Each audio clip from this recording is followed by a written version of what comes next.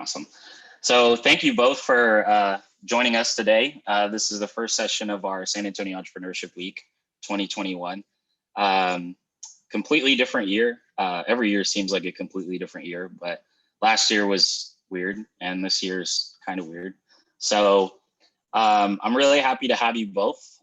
We have Sukh Kaur. I'm going to start with you, Sukh. You're the CEO and founder of Ed-Trepreneurship, an organization that supports the launch of innovative school models and district implementation of autonomous schools. Previously, you served as the Senior Director of Seed Investments at City Education Partners, a San Antonio-based philanthropic nonprofit with a mission to create groundbreaking public schools for all students, focused specifically on educationally underserved populations. You also oversaw a portfolio of investments to support the development, replication, and growth of high quality schools. And within that portfolio, Sukh has launched Texas's first school incubator fellowship and supported the development of citywide initiatives, including the teacher recruitment platform, Educate 210, and web-based parent information tool, San Antonio School Finder. Prior to this role, Sukh was the Dean of Instruction at Mickley Leland College Preparatory Academy in Houston ISD, and served in various other teaching and administrative roles within the district. During her time at Mickley Leland, the school was rated the second most difficult school in the nation by the Washington Post as a result of the implementation of an AP for All program that reached students that don't traditionally have access. Sukh is incredibly passionate about education and aspires to create a level playing field for all students. Sukh has an Ed.D. doctorate from Vanderbilt University in K-12 educational leadership and an MBA from the Rice Educational Entrepreneurship Program and a BA in policy studies from Rice University. So thank you, Sukh. You're like the oh man, I can't remember the movie at the moment. The one in East LA, damn. You implemented the AP course. Man, I'm totally botching this. We'll pass, right? Like, I guess that's what's up. It'll come back to me later, like everything else does. So, and then thank you, Anthony Gordon. I'm really happy to have you here. I'm proud to say that I'm on the board for Revolution Public Schools, which is what you are the founder of, and their first campus, which is going to be S.H. James Preparatory Academy. James Prep will be founded on three principles: social, emotional health, and wellness, culturally and historically responsive literacy, and community-based entrepreneurship. Anthony has 13 years of experience in education and has worked in private, public, and charter systems throughout the state of Texas. He has been a teacher, campus-based and regional leader as well. And S.H. James Prep will be named after Gordon's grandfather, who was the first Black city councilman in San Antonio. Additionally, in 1959, Anthony's mother, Angela, was part of a group of students bused from the East Side to integrate San Antonio Independent School District at Jefferson High School. Gordon is influenced by his own educational journey, as well as his experience teaching on the East Side, where he found students still facing severe systemic inequities. He is determined to continue the fight to provide an equitable education for students in San Antonio. And in addition to being an educator, Anthony is also a husband, father, award-winning DJ, nationally recognized slam poet, and youth poetry slam coach. So it's a lot of information. You guys are at the tippy top of my educational understanding. I just trying to get educated here. So I appreciate you both being a part of this conversation. As I mentioned a little earlier, the genesis of this conversation in my mind is education has been the same for so long, and you both have such great ideas and institutional knowledge and action put forth behind it to innovate within these models. And I think there's holistically been a demand for that, right? So how does somebody that has this idea of putting together a different model for school, a different education, different educational path for their students or their children, how do they do something with that? What does that even look like? And so I'm just super happy and honored to have both of you today. And Sukh, I'll go ahead and pass it to you to get us started. Thanks so much, Ryan. I'm happy to be here. Thank you for putting this on. I feel like our city is grateful to have you. And I know entrepreneurs listening to this, whenever they do, are going to be able to have a nice walk down the Riverwalk as they hear our conversation today, hopefully get something out of it. So, and also thank you for reading my bio. It's always awkward to hear someone read your bio. Like, you know, you can type it and you're typing all these things, but then when you hear it, like, oh, okay. I've accomplished some things, which feels good to hear. But thank you for sharing that for all of those listening. So like Ryan mentioned, one of the things that we wanted to focus on today was an incubation program that we were able to launch when I was with City Education Partners, and I've been able to continue over the last year. And so as Ryan was mentioning with my background, when I became a school leader, I was trained very differently, and I was trained to think more like an education CEO. I had the privilege of getting an MBA versus most principals and leaders in our fields get masters in education leadership. And while I was getting my MBA, the thesis of the program was the Rice Educational Entrepreneurship Program. And their goal was to get us to think differently about the way education exists. And so we were looking at budgets and how to get creative with the budgets that we were working within. We were looking at who our end user is and what our end user needs as a in order to reach the goals that we have for our future societies, and ensuring that the education that we're providing in our classrooms and school buildings is actually getting there. And so I would learn all these skills and get all the knowledge while I was in class, and then I would go try to implement it while I was at a school leader in the district I was working in. And I faced so many roadblocks. And so if I wanted to do anything differently, I had to go through like 4 to 5 levels of approval and people to get through one change. You know, as a young leader, you do many things wrong and you try to like implement change way too fast. And I remember there was one time I did something right where we spent over 6 months trying to implement a new data tracking system. So we know we need to track data to ensure that we know what our students are learning. But a lot of the one that we had with the district, our teachers didn't really love. And so we're like, okay, well, let's find the resources, the money within our own school budget to go purchase a new data tracking system. So we did an entire 6-month pilot. I had a group of teachers that helped explore 5 or 6 programs that are out there. Ed tech is like booming now. So there's so many options that you have to select from. So we did this entire analysis of the programs that were out there. We looked at the technology that our students had. We looked at what our students wanted. And after 6 months, we picked a program. I allocated resources to paying for that program for the following year by releasing one position of a staff member that was leaving and reallocating those students in different classrooms. So we saved this money. We figured out a way to pay for it. And that summer I take it to the district, and the district basically says, you can't purchase that. We already have a system that we've purchased and we won't let you redo services. Even though because they had basically said, we have a district contract, you have to use this system. And so after multiple experiences like that, I realized that our system is not set up to allow leaders to create change at the campus level.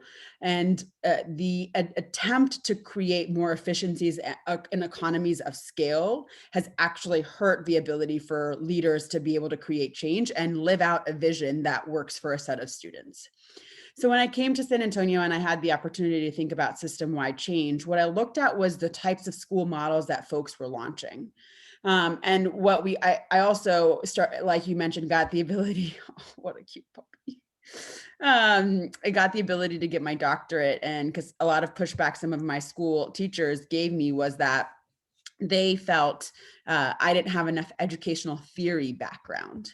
So I went out and got that educational theory background, and a lot of the research that's out there, what works in education is really focused on these no excuses school models that, and especially in the charter school sector, where there's like almost a script that you can use to launch a great school with extended school hours, more rigorous teaching and coaching, and ensuring that like there's a stronger level of discipline in the classroom.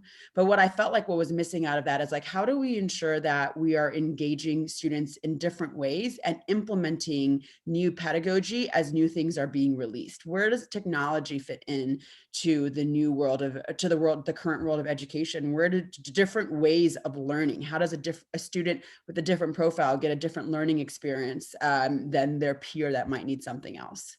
And so the interest in figuring out how to do school differently and the combination of the people leading the school. So the other thing that I saw was that a lot of the folks leading these new schools or leading the movement or the charge did not represent the communities they were serving.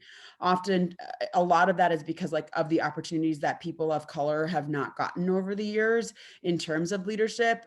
A lot of the communities that we serve in are educationally underserved, and they are mostly people of color.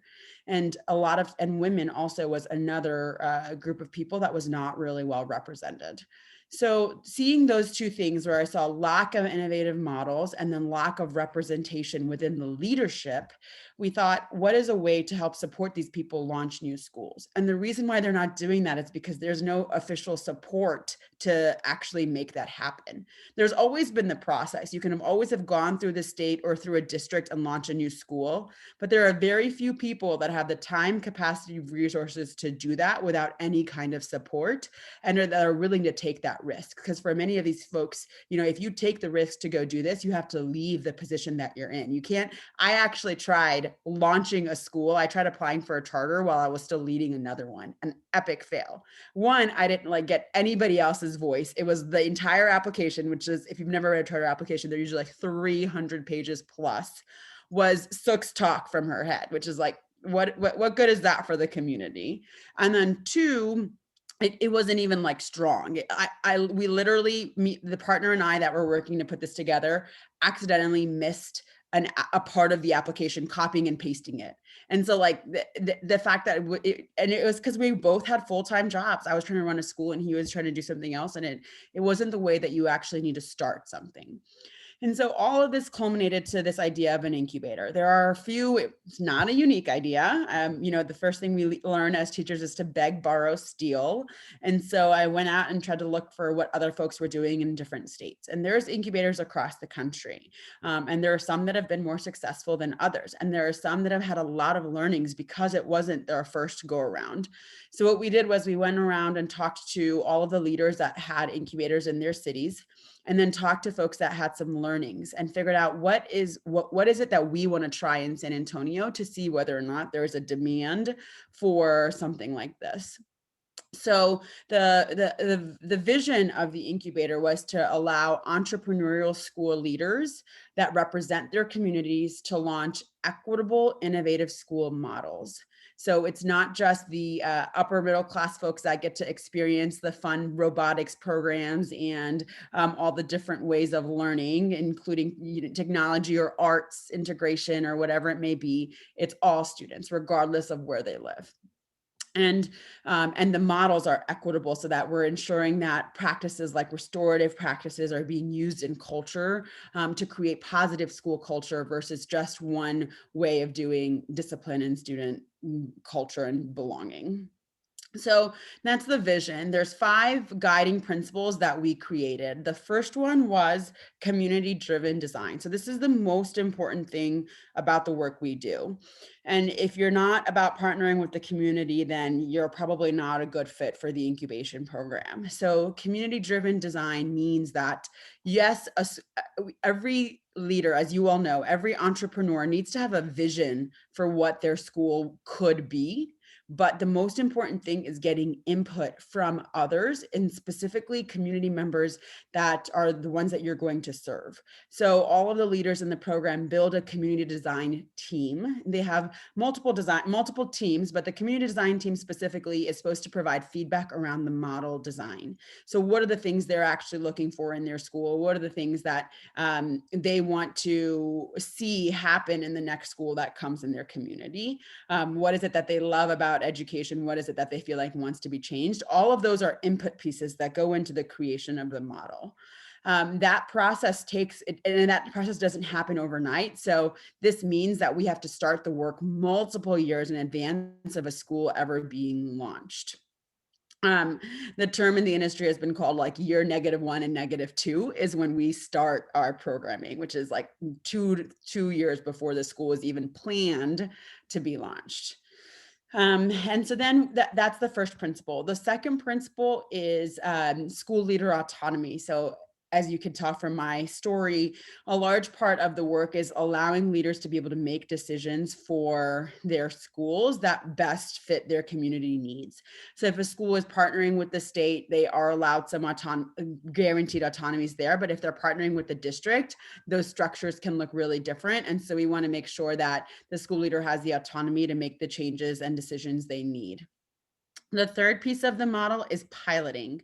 So like I mentioned, we wanted to be able to make sure that we are innovating. And while we're innovating, we also know that students are participating in school on a daily basis and don't have the time to be in like a test, right? There's a narrative that's also come around the education reform movement where every time there's a cool idea, the underserved kids are the ones that are tested on.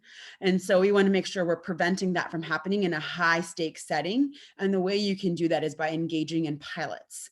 And so if you think of like a restaurant, what a restaurant may do in terms of having a pop-up or having a food truck, et cetera, smaller versions of what before they might create a full-out restaurant, that's what we ask our school leaders to do. So they run Saturday camps, they run pop-ups, they run summer school, et cetera, summer school type programming that incorporates portions of their model. And so they're able to say, okay, this is something that is successful in getting the results I want to see with my students, and this is something that is not.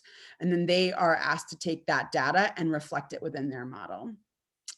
The fourth component of the work is learning from what already exists. So there's a portion of this which we didn't get to do over the last few years as much because of COVID, but we have in the past done a lot of school visits where we get to actually go see learning and happening in other cities and other schools that are trying new things. So while I mentioned there's not a lot of research on the efficacy of that, which I'm hoping changes, that once we have more schools, we can get more data on how innovative school models are changing student metrics, but there are still a lot of schools already implementing different types of learning. And so we've gotten the ability to gather a bunch of different schools, and then we kind of match each leader up with a few schools that might be aligned to what they're trying to create. And then they can go explore those schools, either through a group visit if we have multiple folks in the program, or with their coach, et cetera. And then they can go learn from what is it that they're doing with their master schedule to make an entire flex afternoon happen. How are they getting all the students all the credits they need so they can graduate while still implementing the innovative program they're hoping to create? So those are some of the types of questions they would learn from their partners. And then the last piece of the model is strong board governance. So with new schools, we do believe that they are run by nonprofit boards. And so whether you're in partnership with the district or in the partnership with the state, charter schools are run by 501c3 nonprofit boards in our program. It's the only types of schools that we support because we believe all dollars that come from the state or the district should go directly to the students. And so these nonprofit boards are made up of individuals that we believe should represent the community and are folks that they have a variety of skills that could add to the school's programming. So these nonprofit boards, we need to be trained, and it's actually they're the ones that are responsible at the end of the day for the school, because their number one priority is to hire and fire the superintendent or hire and fire the CEO. And so it's like, yes, we're investing in this entrepreneur to go out and build this program, but and the reason why Ryan and Anthony are laughing right now is because Anthony will tell you that Ryan's on his board, and although Anthony has been doing this work for the last 2 to 3 years, Ryan could just come and be like, bye, Anthony, you're out, which is kind of scary from the school leader's perspective, but there's a purpose for that, right? It ensures transparency, it ensures strong school governance, it ensures that kids are actually learning in classrooms. But unless the board is trained to know these are our responsibilities, these are the things that we're going to be watching and looking out for as the school progresses, then you run the risk of having schools that are ineffective. And that's absolutely not the purpose of this program. So those are the 5 components of what the guiding principles that we created. So we launched the program. The program, because of the time and resources capacity issue, it's a full-time paid program, or has been in the past. That's been a challenge on our side from the fundraising perspective, but we do believe that this is a lot of work, and leaders need the ability to allocate their entire portion of their time to this. Also, given that these are school leaders, they kind of run on a school year calendar. So they need to be able to like take a full school year. It's not like you can take like a 3-month sabbatical like you might in another industry. It's you either are working for the school year or you're not working for the school year, is kind of how it works in our industry. And so we offer a full-time paid fellowship for a year to allow leaders to go actually apply for these schools, whether in partnership with the district or through the state, and do all of those things that we just talked about. And then they also receive significant coaching from a leadership coach, and then programming to teach them all the different components of what they have to be able to do and accomplish as they become a superintendent. The last thing I'll mention is what we found out was that even we needed leaders to be at a certain point in their model development to get this full-time paid fellowship. And so we had to go even a few years back to years -2, -3, -4. And so we've also started a part-time program, which is just an exploratory design program for leaders that meets like once or twice a month. And it gets people thinking about what are the problems in education they really want to solve. So starting from the problem and then thinking about what are the solutions that they could iterate on, and then going through the design thinking process, engaging in empathy interviews with the community to come up with some solutions that they can start to develop. And then that way, when they apply for this full-time paid fellowship, they actually have a strong proposal. And it, having had a couple more years to work on it, it allows for leaders to really we can see who's really invested in making this thing happen. As you all know, in entrepreneurship, the work is not easy, and you really got to be determined to make it a success. So we want that also allows for like our investments to be a little bit stronger.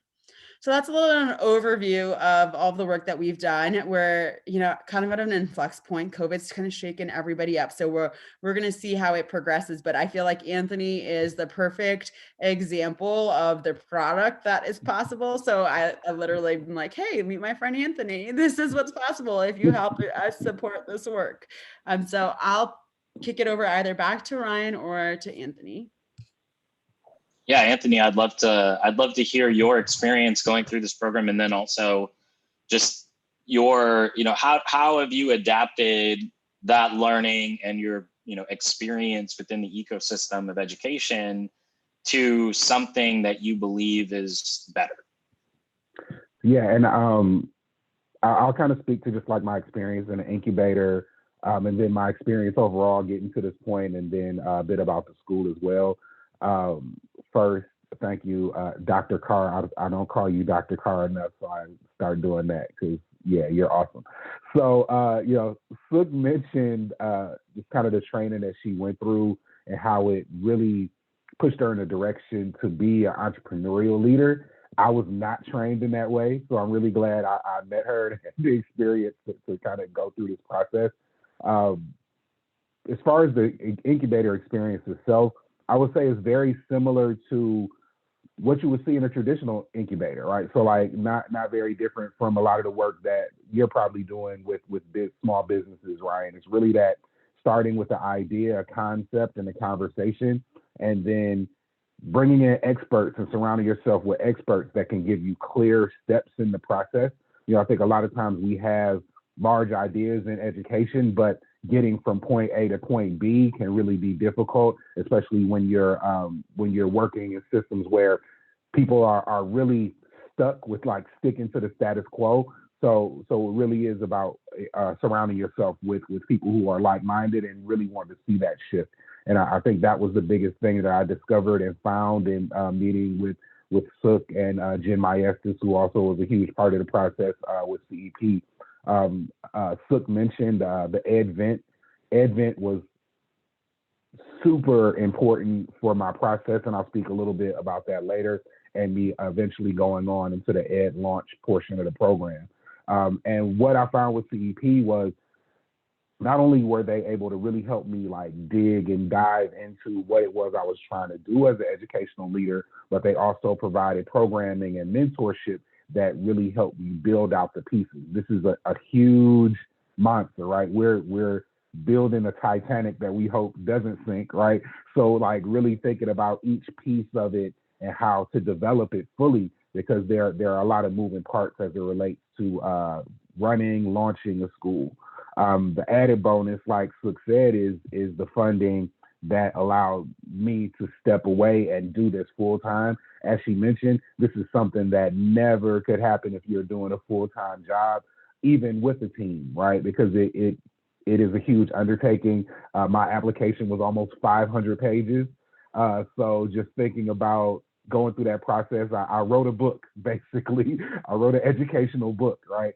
So having to focus on, especially working in underserved communities and in schools, and the energy and the passion that it takes to do that on a daily basis, as well as taking on this project, was something I don't think I would have done without that opportunity to be a part of this fellowship.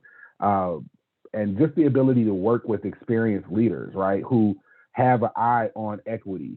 That's not something you often see. There's a huge focus on the data and the numbers and state testing and things of that nature in education. So like really like taking a step back and looking at what are the needs of the community, what are the needs of these students outside of the classroom to help them achieve and advance is a conversation that isn't had all the time. So I think like dealing with an organization that has their eye on equity first really was helpful for me in the process. And then just connections. I mean, Sukh is one of the most connected people you'll find, whether locally, nationally, educationally, politics, right? So like having someone who's connected and who's having these conversations that acts as a buffer, really, and kind of primes people for the conversation, so that when we step into those spaces, people are a little bit more ready and able to receive it and be a part of the conversation. So I think just overall, my experience in the incubator has been great. This has been one of the best years I've had as far as like working in education and really being able to build a bridge to make change. As far as my experience leading up to this, I would say it was solidified for me about 6 years ago. Brian, you mentioned earlier some of the background I have here in San Antonio. I'm originally from Detroit, Michigan, so I'm not from Texas, but being able to come back to the community that my mother was raised in and be a teacher. I was a 6th grade English teacher on the East Side, and really was super discouraged, honestly, when I came in. My first group of 6th graders on average was at 2nd grade levels in reading and math. So for me, being in this neighborhood that my mother was bused from to supposedly provide better opportunities, then coming back to it almost 60 years later and seeing the situation was the same, if not worse, really lit a fire for me to be a part of the change and continue that work that my grandfather had begun so many years ago to bring equity in education. You know, education is the great equalizer is the quote, right? And my mom was a huge proponent of education, and I wouldn't be here right now if not for that push and not for that focus early on for me. So it was really important for me to provide that opportunity for students who look like me, right? And for communities like the ones I grew up in for the future. So with that, you know, I really felt stuck in the traditional education models, right? I worked in charter, I worked in private, I worked in public. And despite having really great success, I often didn't have opportunity because my ideas were different, right? I thought a little bit outside the box. I wanted to change things. I wanted to introduce students to different types of literature, expose them to different ways of learning. And because that didn't fit within a lot of the models that I worked in, I found myself not having that opportunity to advance. As far as the process itself, it started about 3 years ago with this idea, right, of trying to do something revolutionary with education. And I was on social media and came across a post for a happy hour that was being hosted by City Education Partners. And myself and one of my colleagues at the time actually were like, hey, we should go check this out and see what it is. We went, immediately clicked with Sukh and Jim Maestas, who were hosting this happy hour, and really it started from there, right? Initiating a conversation and just staying connected. I'm sure Sukh and Jen can both tell you that I was in their email inbox constantly over that first year, just wanting to learn more, right? Because it was really refreshing for me to be able to have conversations with people who were involved in education who thought like I did. That was something I really hadn't found up to that point. So I probably really bugged them a lot. I eventually applied for the Ed Launch program the first year, but I wasn't accepted. And I think it goes back to what Sukh mentioned about needing that runway, right? I had this huge vision, but there wasn't a lot of clarity to it at that point. So did not get accepted the first year, but again, stay connected, stay persistent. What can I do to improve? How can I build this out so there's something that will be accepted and work to provide this equity that we want to provide for our communities? And that's where the EdVent portion of the program came into the fold. So the second year, I was accepted into the EdVent program, series of workshops like Sukh mentioned, where we really got to sit down, work with experts, and craft out our vision and take it from an idea to something that was scalable, or something that we really could begin the process of working on. So after the EdVent program, I was able to flush out my vision, and I actually met one of our board cohorts, Dr. Milton Harris, who was also in the program, and he and I connected, and we began to build this program together. So again, it was that idea of not only like working with experts, but also being connected with other people who were like-minded and wanted to see the same things come to fruition. So through this EdVent program, Milton and I began working on the design and the model, mission, and vision for S.H. James Prep and Revolution Public Schools. So long story short, reapplied and was accepted into the program. Been a full year, which is crazy to think, from when we started the program and building out this monster that we have right now, iterating it, piloting it, and really working to get it where it is now. We submitted our application back in January. We are at the end of our process. Next week, we go before the state board for our final approval. So fingers crossed, send some prayers, burn some sage, whatever, for us next week as we go in to complete this mission and get ready to launch our school. A little bit about our school, our model, and what really makes us unique is we are actually taking this process that we just talked about and making it something that works for kids, right? So our school is based in entrepreneurship. So in many ways, we're taking this incubator model, this launch SA type model, and beginning it with middle school kids to give them that runway and that opportunity to be business owners, to be entrepreneurial leaders, and to really make a change in their community. And so that's where our focus is. As I mentioned, our organization is called Revolution Public Schools. It's named that for a reason. We want to be the revolution. We want to be the change. Our school will be 5th through 12th grade at full scale, and we'll be on the east side of San Antonio, serving the 78210 area code. I mentioned community-based entrepreneurship as one of our focuses, and Ryan mentioned earlier SEL and responsive literacy is also a huge portion of it. But I'll focus on the entrepreneurship piece just because I believe that's the piece that means the most to me and what's really going to create that change. We know the economic situation that exists in our city and especially in the community we'll be serving. So the ability to really give students and communities the opportunity to build wealth within their communities and rebuild their communities from the inside out is something that's hugely important to me. One of the reasons that we started with this was a conversation that I had many years ago with a business leader who said that we as educators had the unenviable task of preparing students for jobs and issues that we don't even know exist yet. So how do you do that, especially in a traditional model? And that's been brought to full fruition with this pandemic that we're coming out of, hopefully, right now, where, 2 years ago, none of us thought that we would be living and existing on Zoom. And many jobs are going completely virtual now. So what skills and abilities do students need to be successful in that realm that we may not be providing in our traditional systems?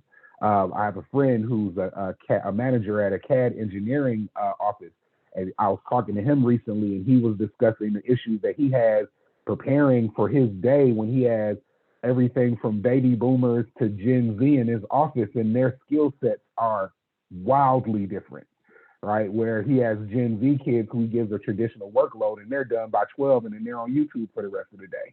So, like, how do we prepare not only our students, but how do we bring our professionals into the fold to speak about some of these issues that they're seeing so that we can revolutionize and evolve what our workforce and what our work community looks like for the future. So a few ways we want to do that is by providing experiential learning opportunities for our students. There's this huge focus on project-based learning, but when you go through that project, the kids do this work, they do this research, they create these projects, these presentations. What happens after that, right? A lot of times that skill and ability is left at that culminating project. We want to take that project and now put it into action. So you've done this work, you found these solutions. Let's actually go out into the community and work with experts to actually iterate them and try them and see if they work. And now we're building this ability and this skill within students that many of us as adults didn't find till much later on, right? And so one of the huge things that we're going to do at our school is create a design thinking process where weekly students will have the opportunity to participate in design thinking, working alongside experts like Ryan, like Sukh, who have done the work, who are actually continually doing the work in the field and can provide insight for students and skill and ability that they aren't going to get just from reading something from a text and writing a paper about it. And so one example of that could be, we know water is a huge issue, and the safety of our water is a huge issue here in San Antonio. So potentially connecting our students with people from SAEW who can bring them in, show them a water treatment plant, talk through some of the work that they're doing, and eventually those students who may be interested in science and chemical reactions and things of that nature are getting to actually work in the field that they could potentially work in long term. Imagine the confidence and ability and skill that they're getting in those situations, which is very similar to what I got in this incubator program, right? I had a skill and ability, but actually taking it and putting it into action really was revolutionary for me and life changer for me in many ways. And our goal is just to produce the next generation of entrepreneurs who are connected to their community and who have been working actively to solve issues and problems that they see within their community since middle school. So imagine the power and ability they're going to walk into as adults and building out these programs and these opportunities for people who look like them and change the trajectory for their community long term. That's super deep and insightful. I have so many different questions to pop with y'all. So, and I did remember the name of the movie was Stand and Deliver. So you're like oh yeah, that's a good one. You instituted the AP over here. So, you talk about, so you mentioned very early on at the beginning, just technology adaptation in schools and stuff like that. And one of the things that I just kind of popped in my head is for so long, every school I've ever been in, like apparently what technology means to a school is like, hey, let's give them a laptop, and like, hey, we have a smart board, like, and it never gets used. But so what exactly, hey, technology is ever changing, generationally keeping up with it is hectic at the least. So what exactly does technology implementation within schools or for kids or for education look like? Or, how could it be better? You know, it's funny that you say that, because I remember what the district that I was working in, we went 1-to-1. 1-to-1 means one device for every student. And it was this big, 10 years ago, going 1-to-1 was a huge thing. Now I feel like it's the norm at any campus. But and so we were the district was touting that they were 1-to-1, and they would go into classrooms and every kid would have a laptop out. And the classroom now, instead of the teacher just presenting the PowerPoint where they were like clicking through slides, it's like the teacher and the students were looking at the same screen. And they were like, yeah, we're using technology. And are like, okay, so is this actually changing the learning process? And so there's a couple of ways that I felt like we could do more with technology to allow for actual enhancement of learning. So the first is like student engagement. This puppy is just the best.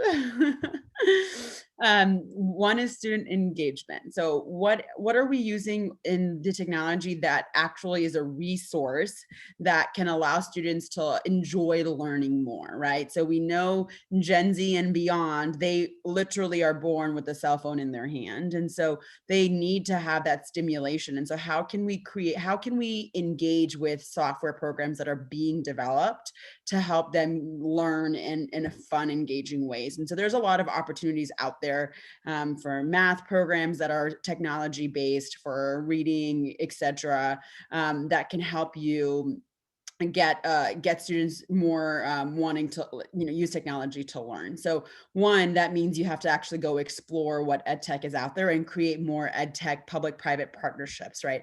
Oftentimes these companies are kind of like pitching to the district rather than pitching to school leaders and students. And so in ensuring that once leaders and teachers have the ability to actually select their program is really important, and select programs that they want to use with their kids. So that's one, right? Just having software tech that kids can use. Another opportunity is differentiation. So the hardest thing for me as a teacher, and for a lot of teachers, is not all students are at the same point or at the same level. So how do we reach them with one lesson that's supposed to be the same across the board in a classroom where you're 1 to 30?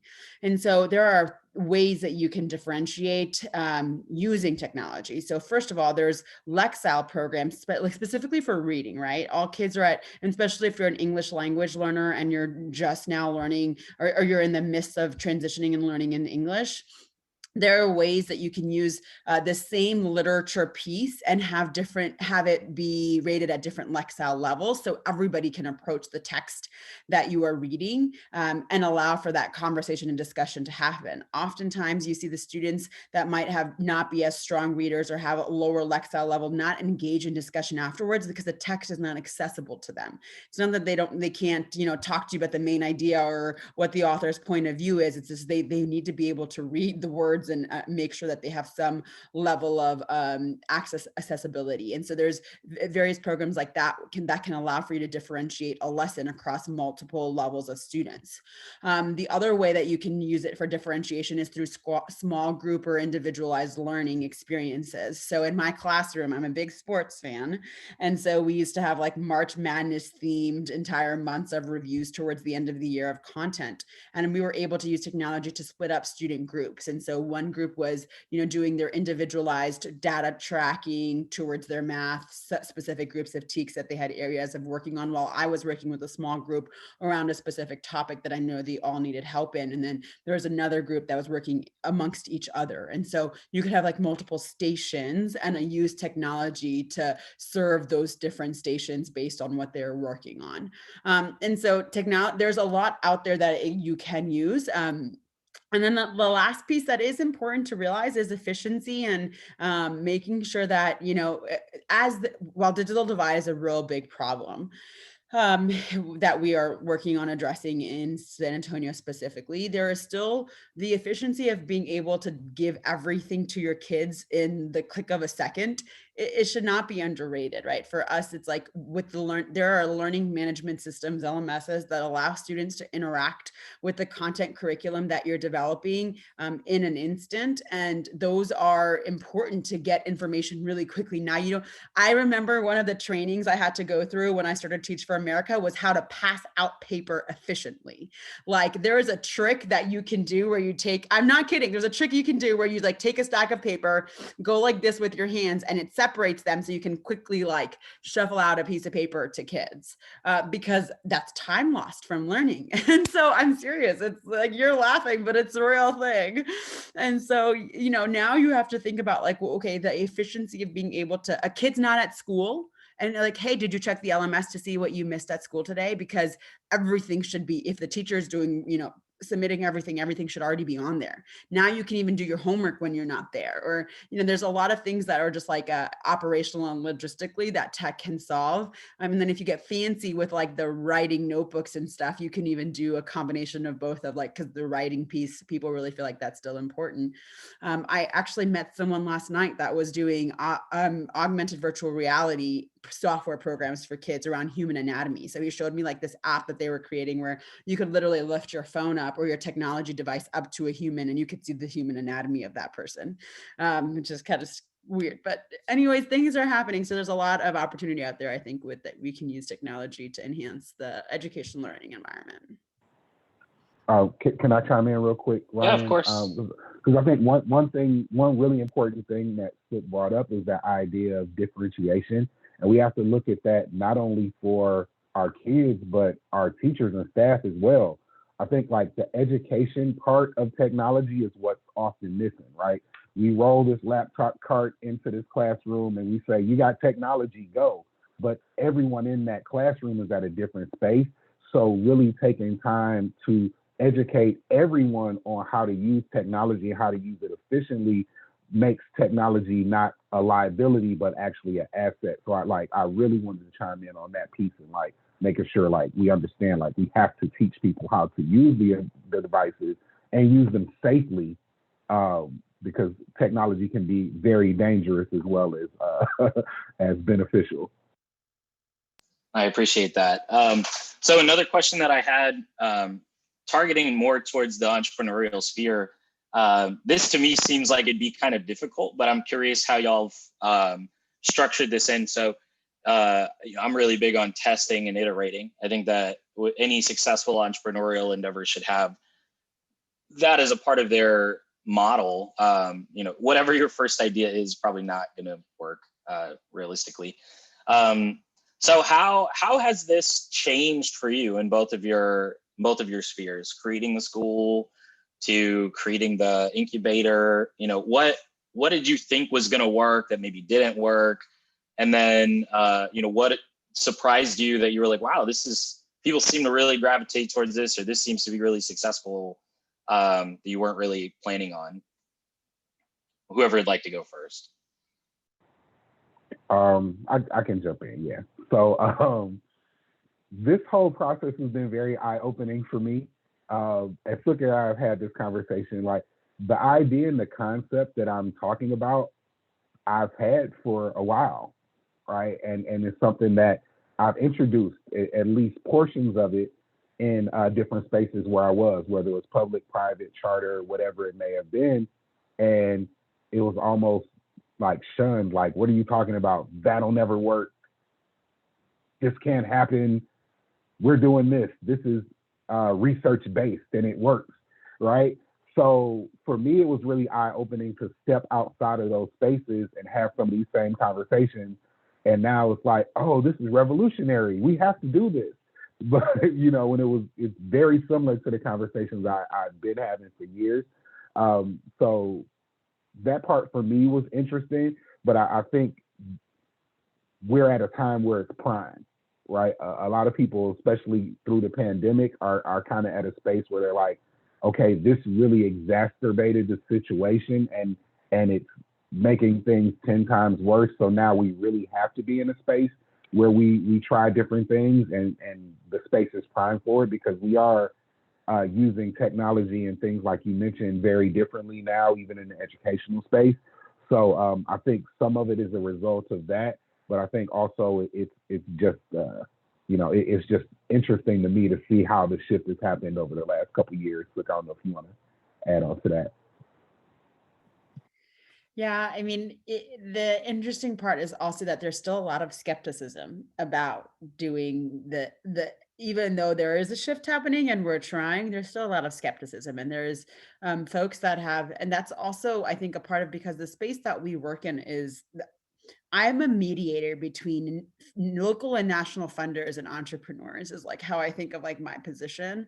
And a lot of those folks have seen schools been successful or somewhat successful, at least on paper, in different forms than what Anthony is producing. And so that's what they're looking to replicate. And so there is still a lot of work that needs to be done to demonstrate the success of these innovative models, which was to my point earlier. All of, even just like it's not just the research world, it's also the philanthropic world. And this program is fully it's not like there's no, when you think about the one big difference between incubators and accelerators in the for-profit world and the nonprofit world. So the nonprofit world, you don't get to buy equity. So I don't have the ability to go pitch a funder like, hey, here's 20% of Anthony's equity, because there's no equity. The equity is children's success. And so we have to fundraise for the program, completely fundraise. And so in order to be able to do that, we have to get large amounts of national philanthropic support. But as accelerators know, this work is risky, right? No accelerator is 100% invested. Like, they don't get 100% of their entrepreneurs right. But they are spreading out the risk, because they're like, well, one of them is going to be like amazing and the other ones are not going to be as much. So it's like, they know that risk going into it. But in our world, they don't want us to be wrong. Like, they want us to be 100% right, because again, it comes back to like, we're essentially don't have the ability to lose just funding like that, because there's no return. There's a big return, but just not return in a profit monetary way. Anywho, that all being said, I think it'll be so interesting to see, especially coming out of COVID, over the next 5 years, how things change to allow for more risk in this learning environment, because now the gap has just gotten even greater. So if we just continue to do what we were doing before, we will not be able to get these students where they need to be to really be change agents for our future. Makes a lot of sense. So really, as y'all continue looking at the educational sphere, I mean, it's been stagnant for a long time, right? What are some of the hurdles that you've seen? I mean, you talk about the skepticism that exists. So, I mean, is it that people see the model as functional? I've also kind of been curious, like when you look at a school and you say, man, I want to improve on that. Like, is there, without getting political or like bashing anybody out there, right? Is there a specific element that seems to make schools work versus not, or is it just some amalgamation of stuff? Or, hey, some people will say, oh, the teachers suck, or some people say, oh, the TEKS is garbage or something. But I mean, is it something more than that? Is it, that's a really nebulous question, but I'm very curious. I think it really depends, right? Because I think every system is a bit different. Each community or neighborhood is a bit different. So I don't think there's any one thing you can point to and say that's the problem. I can say just from my experience, when I worked in private school, like our resources were abundant, right? Like I could get 2 parents to pay for our uniforms for our teams and we were good, right? The culture was really strong there, but in many ways their academics weren't as rigorous as you would see in like, say, a charter school. But our kids thrive, right? In charter school, there's a huge focus on growth and improvement, because a lot of times these schools are going into underserved communities. But with that huge focus on academics, you lose that culture. You lose that connection, right? In your public school sectors, a lot of times these schools are the bedrocks of the community. So like that spirit and that culture is super strong. but a lot of times the academics suffer as a result, right? Especially depending on the community. So I think it varies. And I think that's what we've tried to encapsulate with our school, is like taking what are the best pieces of each and what works, and trying to, make this amalgamation of education. But like I said, I really think it depends, and it differs depending on where you are and what type of system you're in. So we have to do a better job as educators of reaching across the board and not working in silos. And I think that's like the biggest thing that I've seen. Like if you're charter, we don't talk to public, and vice versa. But why? We both have great ideas and great things that we're doing that we could share, because we're not successful if all kids aren't successful. And so do you have anything to add to that? Or you feel like you kind of summed it?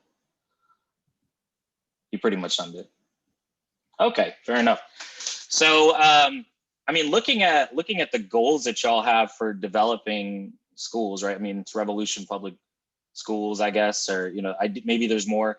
And then with the incubator, you have this goal of ideally creating multiple outcomes, right? So what is that? How do you know you've succeeded, I guess? I mean, I think with you, Anthony, I think perhaps it's a little more obvious, like you have great, students coming out and stuff like that. Maybe there's a bigger element to it. And then Sukh, from your perspective, I mean, is there an end game? Is it like, hey, we don't need to do this anymore? Or what does success look like in an educational sphere? Yeah, I can start off with this one. Like for me, there's two main short-term success metrics that I'm looking for. And for my personal driving motivational factors, which is one, representation of leaders that are leading innovative school models. And so making sure that there are more women superintendents, that there are more POC superintendents within our communities that are leading great schools. And so that's one for sure. And then two is the equity of choice for families. And for that's like I feel like when you're a community is, when you're saturated in a community is when if a parent wants to go to a school that has a specific program for their kid, they can get there. Whether that's because there's no transportation barrier, whether that's because there's enough opportunities or seats, like we call them, right? And one of my titles you said was like director of seat investments. People are like, what does that mean? Do you buy furniture? And I'm like, no, it's because a seat is an open seat means an opportunity for a kid. An open seat means a kid can apply and get there. And so if there's just wait lists, then there's not an open seat available for that parent or that student per se, for that student to access. So once every child from all of our underserved communities has access to go to whichever school they want to go to that has the model that's going to be best suited for them, I feel like we'll have reached success. And to me, that to Anthony's point in the last question, that does look like collaborating across districts, across networks, because at the end of the day, Anthony has a very unique model, and he's not going to serve all kids. Not all kids are interested in entrepreneurial based models. But what is it that we can do to, in our city, this transportation issue is a huge problem for families. And so I don't think we're working together enough to solve the divide with that transportation. Why is it that districts literally across, they share this is a street, there's a school here and a school here, and yet they have different routes that might be going from across another side of town to get kids there. So anyways, that's a little bit of a rant and another problem that exists. But I think ensuring that all of those families that have access to a school that they want to go to is when we know we have reached success. Yeah, I think for me, I look at it in two buckets. The first is, and more immediate, is just community impact. So what are we doing within our community to provide resources to meet students and families where they are, to have a clear understanding of what their needs are, to build out our school model to be something that reflects them and something that they can be proud of, and so really looking at and being intentional about, that community co-design process, bringing parents and families and students into the fold to discuss what education should look like and what they want and need. like if you look at it, education is one of the only businesses that doesn't actively take their consumers' input into the product they push out. We want to change that model and really make it more accessible for our communities and families. And long term is, of course, student success, right? We want to make sure that our students are finding success, but finding success that mirrors their specific goals, their specific vision of success, right? We push kids to college oftentimes. 100% of our kids are going to go to college, but if you look at those matriculation rates once they get to college, it's a fraction of that, right? So how do we build this program that creates success that may look a little bit different for each student, but that doesn't mean it's not success, right?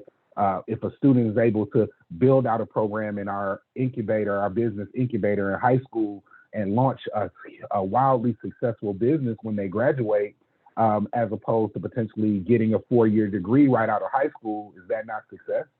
Right? So like, I think we really need to change what our opinion and our idea of success is to fit the students that we're serving, and really build programs that allow them to find their space and find who they are, because that's where the passion comes in. And that's where you're really getting people who are wildly successful and love what they're doing and have great adulthoods and retirements and everything of that nature. And that long term, that's what we really want to push towards.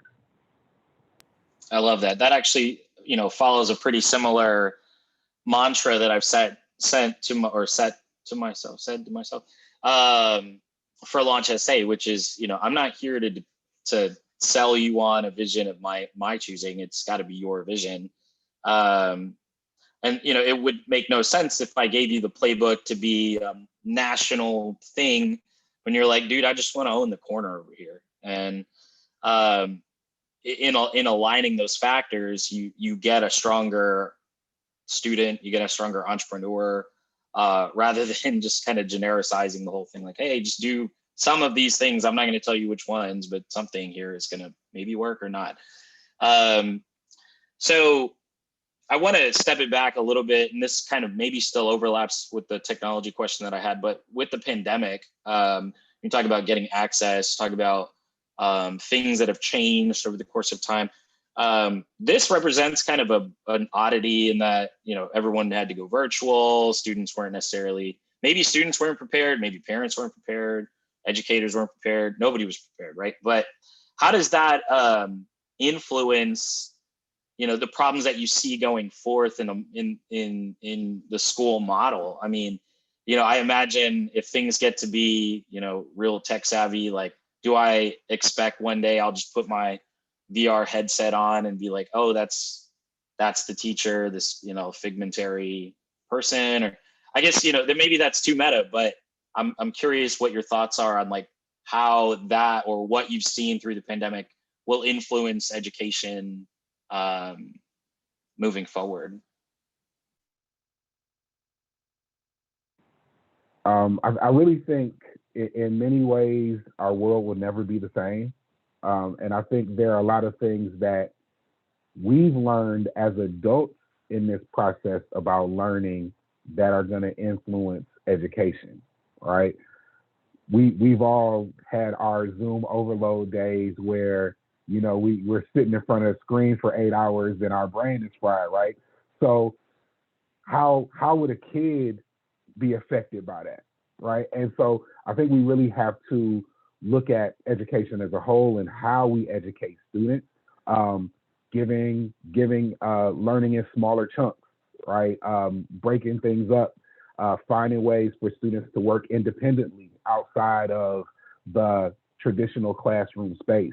So I think for me, going through this process and basically being in class, for lack of better terminology, for the last year, 100% virtually, much like the students who I served when the pandemic started, it really has given me a clear picture of like when I had that conversation with that kid and he's like, look, I'm tired of staring at this screen. Can we do something else?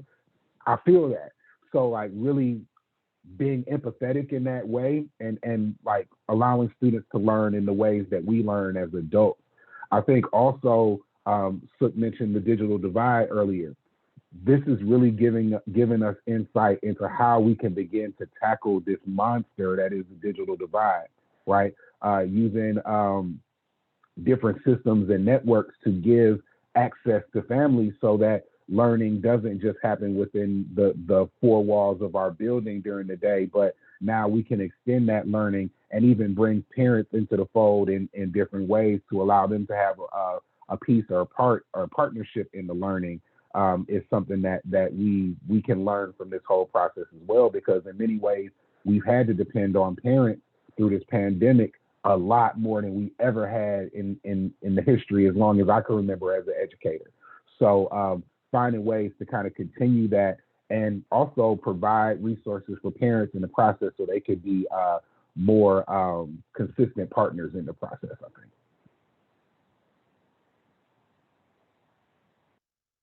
Anything to add, Sukh? Now, the only thing that I might say I absolutely want to echo and agree that education will never be the same.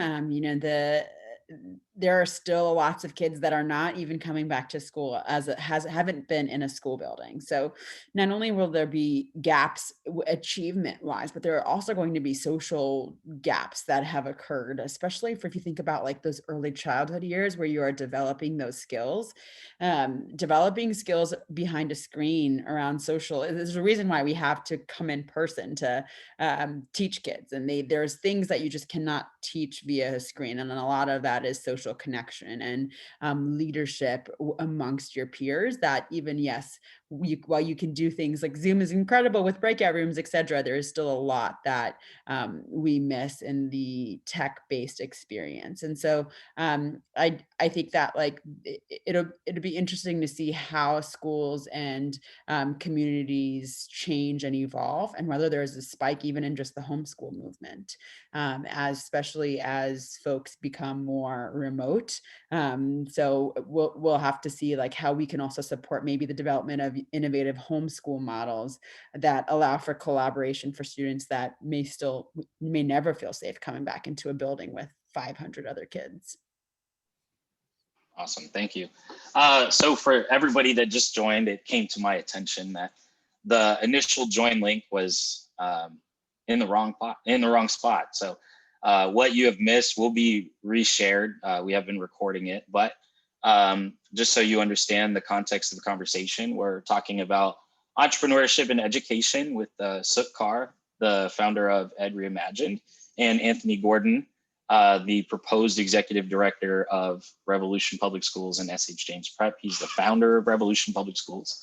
Both of them have a keen history in education and are building innovative models for the future. And so we're talking about that. So if you had any questions initially that you would like to ask, you're more than welcome to drop them in the chat or unmute if you would like. And again, we will be resharing this recording as soon as possible. So apologize about the mishap, that's on me, but I'm glad that you were able to join either way. So well, while we continue forward, it looks, we have a little bit of time left, but I'd love to understand as it goes to the funding component of it. I mean, this is a problem that I think all entrepreneurs face, irrespective of industry.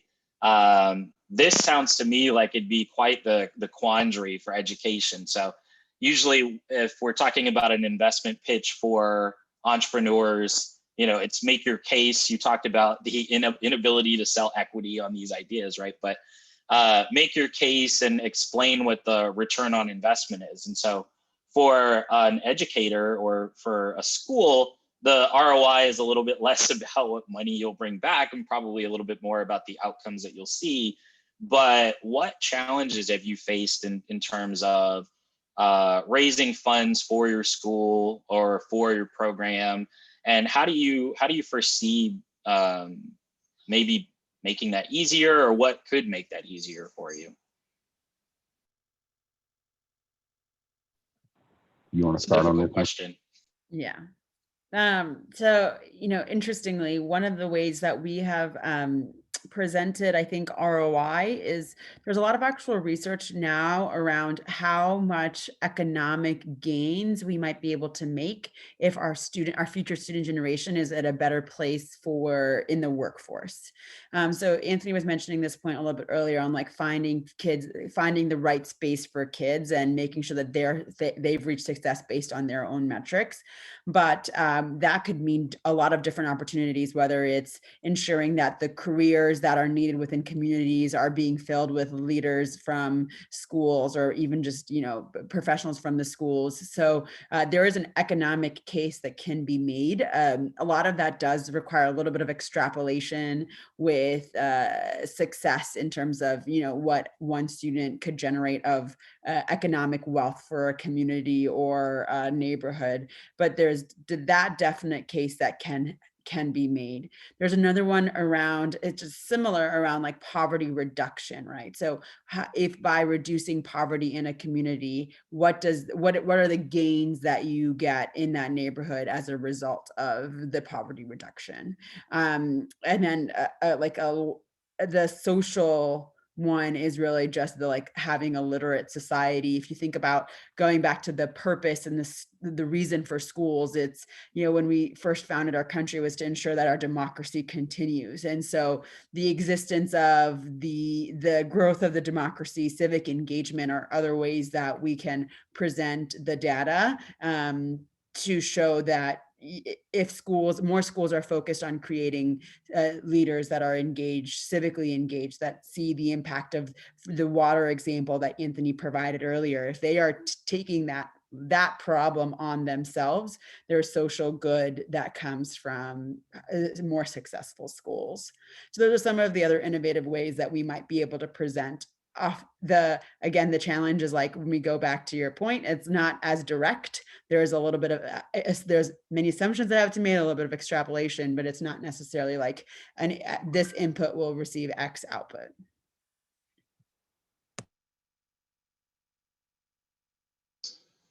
Makes tons of sense. It just, it's always a really nebulous conversation, especially when you're dealing with something that's not one-to-one. Like, hey, you'll get $100,000 for your $10,000 investment. Like, that's obvious, right? But what we're betting on in investing in schools is something that's, it's different, right? I mean, I think that there's also the chance to be potentially, I'm not going to say misled. Misled feels a little bit wrong, but like, how do you quantify the success? And so hearing some of those metrics that you provided, I think helps formulate a little bit better towards why somebody would. I am curious. So beyond, call it this, major investor, fictional angel that exists out there for education, on a more community-based level, like what is something, if I want to see change in my neighborhood, or if I want to see betterment in my area of some sort, or hey, is there a way, do I recruit a charter school to my place, or do I just call, up the district and like, yo, can my kid go to your school? Or I'm not sure. I don't have kids. So this is, but if I wanted to create that opportunity within my community, what would I do? Or is there a way for me to invest? Or how does the community amass behind opportunities like these? It's so funny that you asked this, because the other day, last week, I was talking, there was a neighborhood being built by an affordable housing developer. And we were actually talking about what would it look like if we got the people that are actually signed up to live in those homes to come together and find their own leader and build their own school. There's examples of communities that have done this. There's one in DC that actually also on an army base there, where a group of parents actually came together to decide what is it that they wanted in their school, and then did an RFP process to go find leader, find the school, and develop it there. That's like completely grassroots development of a school. The incubation program is a little bit more of a hybrid, where we do look for the leader, and then they find their community, and there's like a like a matching that happens. But if there's no leader that's approaching you, just want to get engaged, I think the number one best thing that you can do is get engaged in your kid's school right now. So you're your kid is going to some school, and there is learning that you can engage in terms of like going to the school, see what's happening, asking questions, volunteering. That level of at least starting to be engaged will allow you to see what's happening at your campus, and then will allow you to push your district to create change. So another really big opportunity that I'd just share is this this legislation that was passed in 2 legislative cycles ago now, which is Senate Bill 1882. And it essentially gives an incentive for districts to actually partner with organizations. And because of the way the district is structured, they could say to the community, hey, if there's a group of parents that really wants to redesign their school, they could lead that entire process for that school, or help them with that process, so that that community of parents goes in and selects the partners. Right now, what most districts do is they themselves go out and say, oh, hey, Anthony, do you want to partner with us? And they select without a lot of parent community voice. But there is districts within our city, San Antonio ISD, Edgewood ISD, that are engaging in this work. And parents could actually say, actually, we want to be on that team that helps decide which partner and operator that you bring in. What is the model that you're creating at our campus?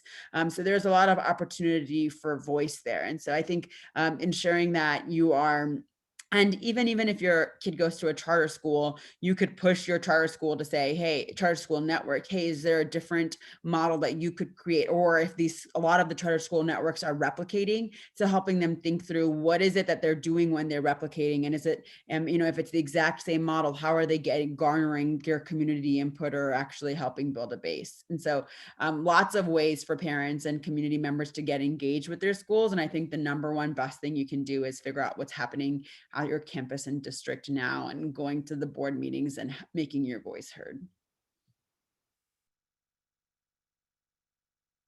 That's awesome. And then Anthony, in terms of your school model, how can people get engaged if they want to pursue opportunities that you have at SH James? Let's have a conversation. Like as a school leader and even as a teacher previously, I love to hear from parents. I love to hear from the community, because that drives the work we're doing, right? We can't do this in isolation. Like this is not something I want to take on and build by myself. We want to bring the community in. So I would say, let's have a conversation. You can join our mailing list on our website, shjamesprep.org. You can email me directly at agordon@shjamesprep.org. We can have a conversation about how you can get involved and come into the fold. We need mentors for our students. We need people to be a part of our community co-design process. We need advisory boards and things to help us drive the work we're doing. So I welcome any and all. I love to talk, and especially love to talk about education. So very open to having a conversation and seeing how we can collaborate to build this out, because at the end of the day, it's about helping our students and communities, and anyone who's willing to be involved in that process, I'm 100% cool with having a conversation with. Rather, I dig it. And then, Sukh, in terms of if people wanted to get connected with the opportunities that you're presenting in general, is there a good way for people to reach out, or is there like an event happening where I'm like, hey, I have ideas for education, I should show up to that? Yeah, I've actually been thinking about redoing the Advent Fellowship starting in the fall, and having a lot of community members, just like in general, even if you're not a leader, attend, because it's a good way. Like Anthony's point, Anthony met his board chair in our programming. And so if you want to get engaged, it's also a great way to find a partner or find a school leader that you might be a good match with. But I'll put my email in the chat box. And if anybody wants to get engaged with the work, definitely connect with me via email, and then we'll make sure to send out information to you and the launch team, so that once we do start that programming in the fall, that folks can participate and engage how they'd like. And also, if you're just interested in serving on a board, we've always got leaders in the pipeline that are looking for awesome board members. That's awesome. Yeah, and hopefully we can activate the community on higher levels. And as I mentioned, if you arrive late, I'm sorry about the link mess up, but we will be resharing this recording shortly. I'm going to go ahead and stop the recording, as I really appreciate the fact that y'all both took the time with us. But post that, if anybody has any questions that they would like to ask, just after I stop the recording, you're more than welcome to. So